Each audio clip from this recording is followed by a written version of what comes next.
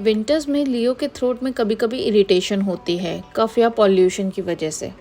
जैसे ही मुझे बैक्सन वेटरनरी के V33 कफ ड्रॉप्स के बारे में पता चला, मैंने तुरंत ऑर्डर कर दिया। ये ड्रॉप्स काफ़ी इफ़ेक्टिव हैं और इजी टू यूज़ भी। सिर्फ 10 to 15 ड्रॉप्स डायरेक्टली दे सकते हैं या फिर वाटर में मिक्स करके। इसका नेचुरल फॉर्मूला पेट्स के लिए सेफ़ है और ये क्विकली रिलीफ भी देता है। अगर आपके पेट्स को भी ऐसे प्रॉब्लम्स होते हैं तो आप भी बैक्सन वेटनरी के V33 कफ ड्रॉप्स को ट्राई कर सकते हैं।